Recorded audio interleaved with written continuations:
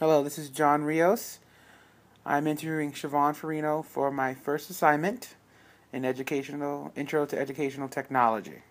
She is a Bayonne High School special education chemistry teacher, and she has 6 years of experience. Say hello. Hello. Can you please elaborate on your years of teaching and your computer skills experience?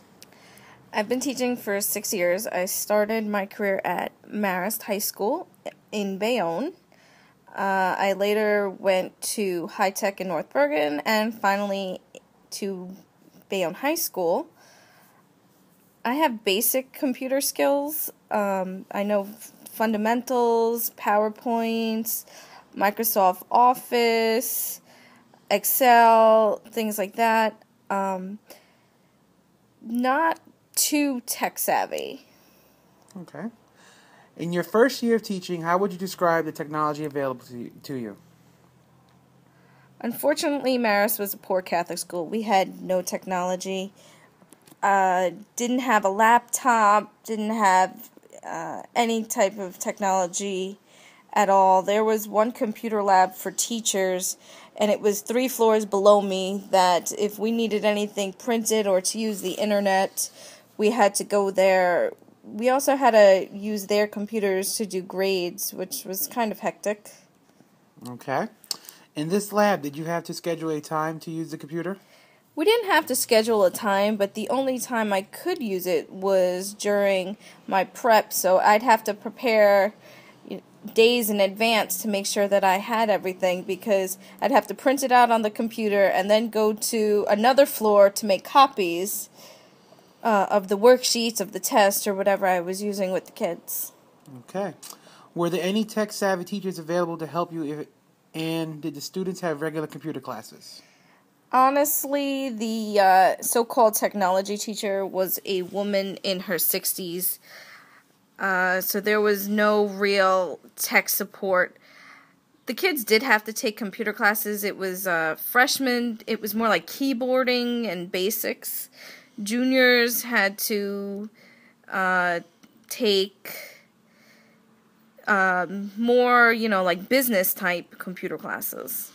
Okay, so you answered my question number 5, which was what type of classes were available for these students, but that's okay. To the best of your knowledge, how has technology in your classroom changed in the 6 years you've been teaching? Well, at my current school, it's a little better. It's not great, but I do have a laptop, a projector, a printer which has a copier, and a scanner right on my desk, which is extremely convenient, and I probably abuse them more than I should because I use them almost every day. Okay. Good. Has your teaching style changed with the advancements of technology? Well, at my first job, I only had a chalkboard, so there was no said technology. Now that I have things, I like to use videos. I put a lot of PowerPoints together because my kids are learning disabled, so they can't really follow, a verbal conversation too much. So I like to make the slides for them so they could read it out, and it's easier for them to understand. So if they want to copy notes, the words are there for them and things like that. Okay. Do you find it easier or less stressful to teach with all the technology you have at your disposal? Actually, I find it more stressful because I always joke with the kids that I hate technology because it always seems that something goes wrong. My projector is pretty finicky. Actually, today I think it just might have blown out for the year. We'll see what happens with that. The laptop I have is older. I got it when I first got to BHS 4 years ago, so as you can imagine, a 4-year-old computer is not in top shape. To prepare for that, I always have a backup plan of some type. I joke when things go wrong that we're going back to the old days of the chalkboard. Okay. Would you go back to having no technology in your classroom? No, I wouldn't, although sometimes it's a pain to use. You just need it as a tool for the kids. Teachers need to evolve because the kids have evolved, so I just wish it would work all the time. Oh, I could totally agree with that. If you had a grant that would outfit your classroom with all the technology available, what would be the top 2 items you would want and why? The first one I think would probably be the wish of most teachers, and that would be a smart board with an overhead projector so the students can be interactive with it. They could, go and touch things, manipulate, especially with chemistry. They could, see the models and kind of play with them.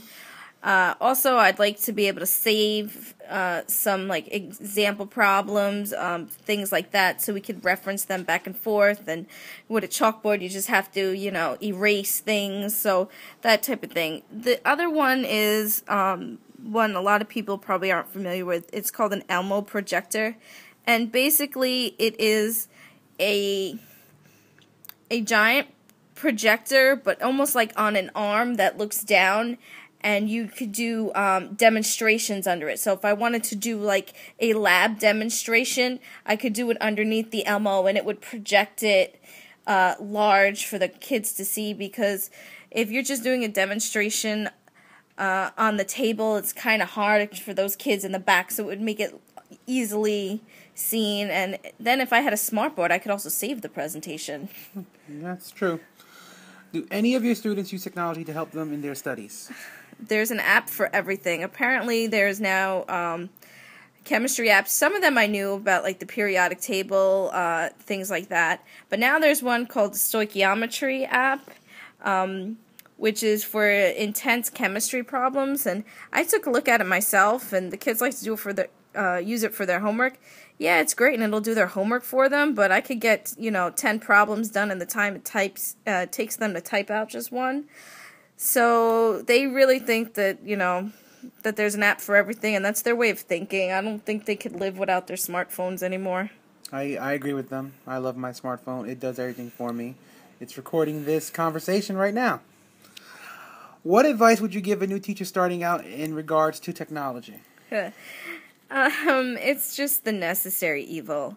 Students now are wired differently, even from students of 10 years ago.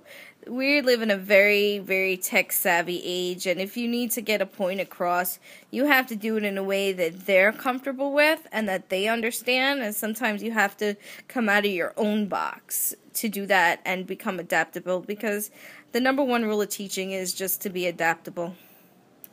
Thank you, Ms. Forino, for your time. This is John Rios signing off right now. Thank you.